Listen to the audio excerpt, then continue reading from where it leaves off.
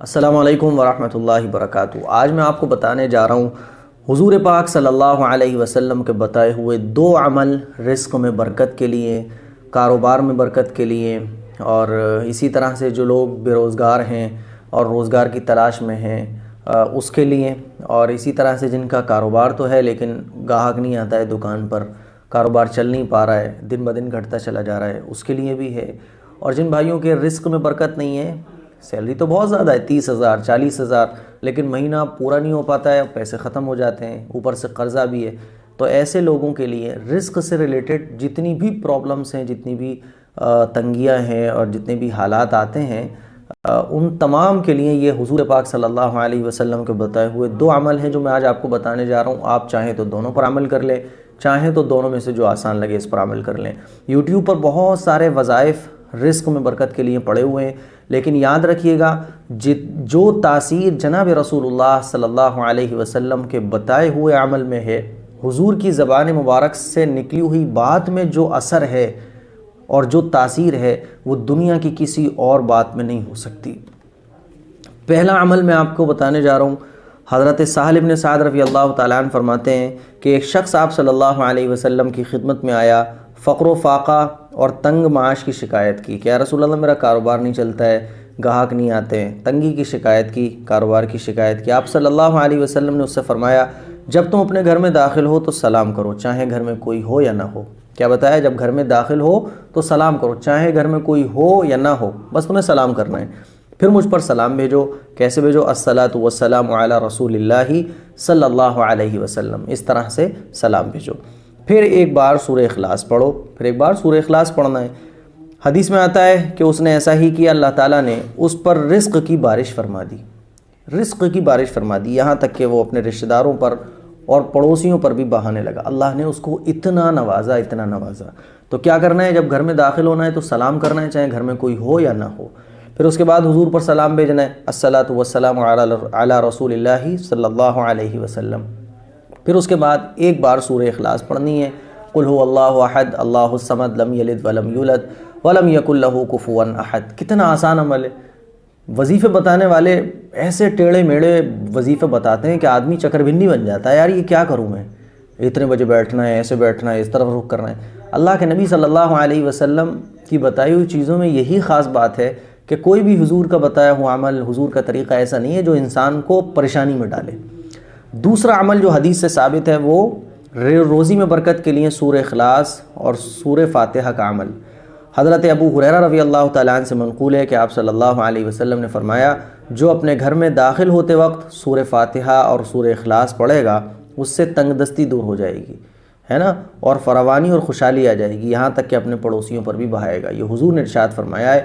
تو جب بھی گھر میں داخل ہوں تو کیا پڑھنا ہے؟ ایک مرتبہ سورہ فاتحہ پڑھنا ہے، ایک بار سورہ اخلاص پڑھنا ہے، اور یہ گھر میں خواتین ہیں، جب بھی وہ کوئی بھی جو بھی گھر میں داخل رہنے والے لوگ ہیں، جب بھی وہ گھر میں داخل ہوں یہ عمل کریں، انشاءاللہ بہت فائدہ ملے گا۔ میرے عزیز بھائیوں، یہ ان اعمال، یہ جو عمل ہے نا، حدیث سے ثابت جو عمل ہیں، اس پر عمل کریں آپ، انشاءاللہ بہت فائدہ ملے گا۔ تو مجھے امید یہ ہے کہ آپ اس پر عمل کریں، پورا گھر اس پر عمل کریں۔ گھر کی خواتین جب گھر میں داخل ہوں وہ بھی اس طرح، مرد حضرات داخل ہو وہ بھی اس طرح، انشاءاللہ حالات بدلیں گے۔ لیکن یاد رکھیے گا گناہوں سے بچنا یہ موسٹ امپورٹنٹ ہے۔ گناہوں سے اگر آپ نہیں بچ رہے ہیں یا پھر آپ کے گھروں میں گناہ ہو رہے ہیں، پھر آپ دنیا بھر کے کتنے ہی وظیفے کیوں نہ کر لیں، حالات نہیں سدھر سکتے، برکت نہیں آ سکتی ہے۔ تو گناہوں سے بچنا یہ بہت ضروری ہے، کیونکہ دوسری حدیث میں یہ بھی آتا ہے، آپ علیہ الصلوۃ والسلام نے ارشاد فرمایا کہ گناہوں کی نحوست یہ ہوتی ہے کہ انسان کے رزق میں برکت اٹھا لی جاتی ہے، چھین لی جاتی ہے۔ آپ لوگوں سے درخواست ہے اس عمل کو شیئر ضرور کریں تاکہ مسلمان حدیث سے جو ثابت شدہ عمل ہیں ان پر عمل کرے، اور جو طرح طرح کی خرافاتیں آج کل موجود ہیں، فتنے کا زمانہ ہے، ان سے مسلمان بچ سکے۔ السلام علیکم۔ پاک دامنی اللہ تعالیٰ کو بہت پسند ہے، بہت ہی زیادہ پسند ہے۔ پاک دامن مرد، پاک دامن عورتیں اللہ کو بہت زیادہ پسند ہیں، اور پاک دامن لوگوں کی دعائیں اللہ بڑی قبول کرتا ہے۔ آج جو ہمیں یہ شکایت رہتی ہے کہ ہماری دعائیں اللہ قبول نہیں کر رہا ہے، اس کی سب سے بڑی وجہ یہ ہے کہ آج ہم لوگ پاک دامن نہیں ہیں، ہماری آنکھیں پاک نہیں ہیں، ہمارے ہاتھ پاک نہیں ہیں، ہماری زبان پاک نہیں ہے۔ کوئی بھی موقع ناپاکی کا ہم چھوڑتے نہیں ہیں۔ جہاں ہماری نظر غلط پڑ سکتی ہے وہاں ڈالتے ہیں، جہاں ہمارے ہاتھ غلط چھو سکتے ہیں وہاں چھوتے ہیں۔ آج پاک نہیں ہیں ہم لوگ، اسی لیے یہی وجہ ہے کہ ہم لوگ رو کر دعائیں بھی مانگتے ہیں، دعائیں قبول نہیں ہوتی ہیں۔ پاک دامن جب کوئی مرد کوئی عورت اللہ سے دعا مانگتا ہے تو اللہ تعالیٰ اس کی دعا کو فوراً قبول کرتا ہے۔ ایک واقعہ میں آپ لوگوں کو سنانے جا رہا ہوں۔ دہلی کے اندر ایک مرتبہ قحط پڑ گیا، سوکھا پڑ گیا، بارش نہیں ہو رہی، سب لوگ پریشان، سب پریشان، پوری دہلی کی عوام پریشان۔ تو جب بارش نہیں ہوتی ہے تو ایک نماز پڑھی جاتی ہے، نماز استسقاء، اور اس میں لوگ اپنے جانوروں کے ساتھ، بچوں کے ساتھ اور اللہ تعالیٰ کے سامنے حاضر ہوتے ہیں اور اللہ سے دعا کرتے ہیں، ہے نا۔ تو بڑی بے سر و سامانی کے عالم میں نکلتے ہیں، فقیری کے حال میں نکلتے ہیں اور اللہ سے دعا کرتے ہیں۔ تو وہ نماز جو پڑھی جاتی ہے اس کو کہا جاتا ہے نماز استسقاء۔ تو سارے دہلی کے لوگ نکلے اللہ سے مانگنے کے لیے، کھلے میدان میں پہنچے، جانور بھی ساتھ، بچے بھی ساتھ، سب نے دعائیں مانگنی شروع کی، سب نے دعائیں مانگی، لیکن بارش نہیں ہو رہی۔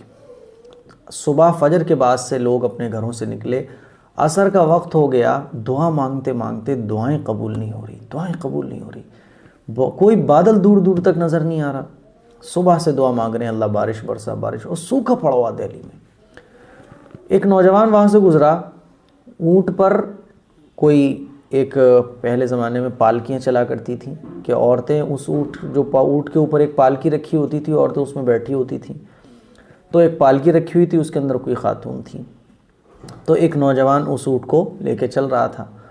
تو وہ نوجوان اس اونٹ کو لے کے جب چلا تو اس نے دیکھا کہ اتنا سارا مجمع دعائیں مانگ رہا ہے، اللہ سے دعائیں مانگ رہا ہے اور کوئی بادل نظر نہیں آ رہا۔ تو اس نے صورتحال معلوم کری کہ بھئی یہ کیا معاملہ ہے۔ تو معاملہ ہے، لوگوں نے بتایا کہ یہ معاملہ یوں ہے کہ یہاں دہلی سوکھا پڑا ہوا ہے، قحط پڑا ہوا ہے اور دعا سب لوگ مانگ رہے ہیں لیکن کوئی بارش کے آثار نظر نہیں آ رہے۔